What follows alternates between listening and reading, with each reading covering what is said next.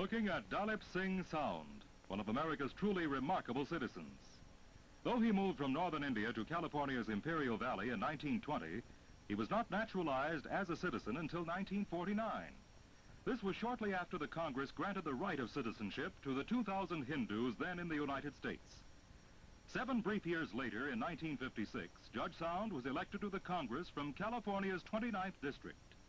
He is the first native of India to sit in the Congress, the first Democrat to be elected from his congressional district.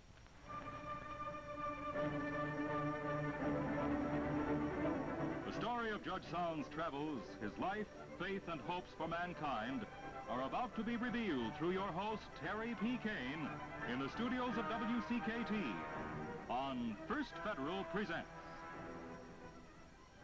Hello.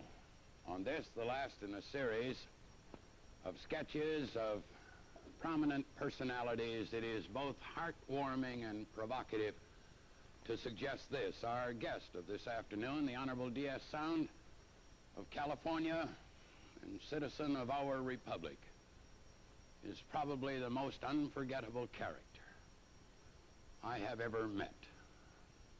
The son of parents in faraway India who could neither read nor write, Judge Saund sits now with dignity and works with skill in the Congress of the United States. In 1920, he was graduated with honors from the University of Punjab, and then secured his doctorate in mathematics from our own, the University of California, in 1924. But the then existing Alien Exclusion Act denied him citizenship and prevented him from either owning or leasing property. It was 25 years later, in 1949, before Judge D.S. Saund became an American citizen. And then just 8 short years later, the House of Representatives sent him as a one-man subcommittee on an extraordinary expedition to the Orient. His mission, all by himself, was to improve relations between the United States and Asia. Wherever Judge Saund went, as a one-man subcommittee, in Japan, in Hong Kong, in the Philippines, in Burma, and then in India, he represented and spoke for the American dream of fair play and dignity and justice for the individual. Judge Saund's faith in whatever he may say about his own struggles will make you much prouder of your own American citizenship. Just after Ed Gegenschatz offers a comment to be trusted from a successful, long-established local independent financial institution. Thank you, Harry. Ladies and gentlemen, good afternoon. You know, every individual, every family, and every business should have a substantial cash reserve which is not subject to fluctuation and is always available when needed. And that cash reserve should be in a savings account.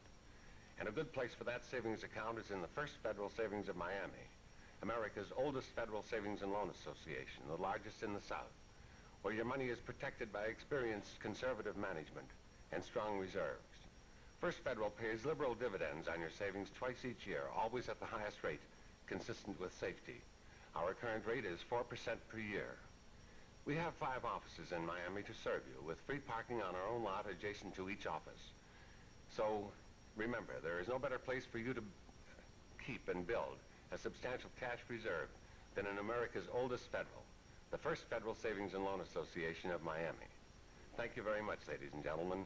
And now here is Senator Kane with his distinguished guest. And Judge Saund, you will very shortly, sir, know how extremely glad we are to have you here. But I want you just to relax for a moment in order that I may introduce to you and to everybody else who may be watching and hearing you this afternoon, those handful of fine technicians and artists without whom this program through these last 2 years would not have been possible. So if you will permit me to turn my back on you, sir, for just a minute, we will look, I hope, at Howard Burkhart, who is one of our cameramen. And there he is in the dark, but he is becoming a bit brighter. A fine assistant. We bespeak our gratefulness to him. We turn to Jack Kemper, if he is somewhere in the house, as undeniably he is. And now these two cameras are looking at each other, and you on the outside know about as much concerning this technique as do I. And now we're going to take a look at a man who is well known as an announcer, whose voice was that you heard in introducing Judge Sound this afternoon, Charlie Baxter.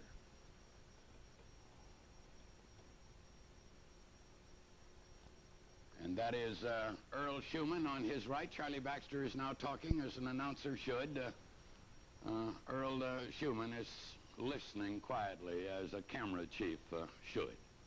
And my thanks to both of them.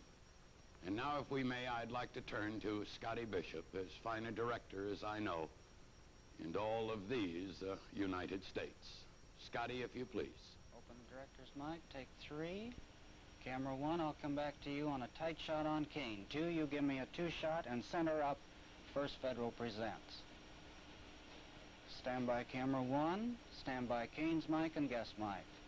Hold 1, take 1, and cue the senator. Thank you. Judge Sound, you are the only Hindu and the only Asian ever to have sat in the Congress of the United States, and you are the only Democrat ever elected to the Congress from the 29th District in the state of California. Will you just take your own sweet time, Judge, and tell us something of the events that led up to your truly amazing decision to campaign for the Congress?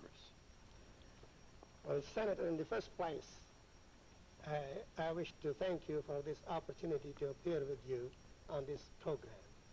And I wish also to convey this message from my wife and myself to the people of Miami District, that they have a gorgeous and fabulous place here.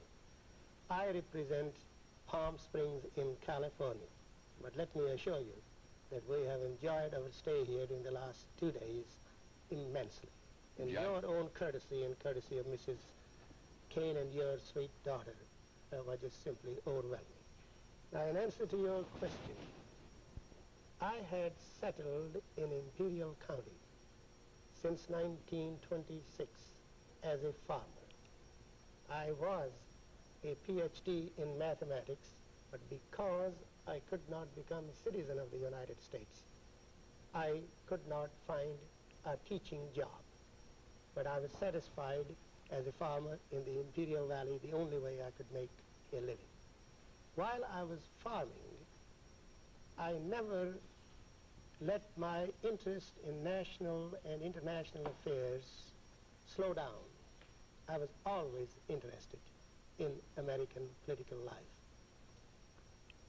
When I became a citizen of the United States on December 16, 1949, it was my ambition to run for public office. I ran for the office of Judge of the Justice Court of the small town where I had lived for 25 years.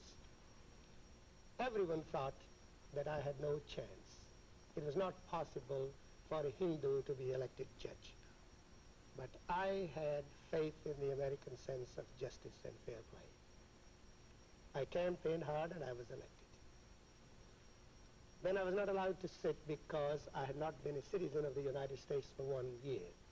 And I ran again in 1952, and I served as Judge of the Justice Court for 4 years.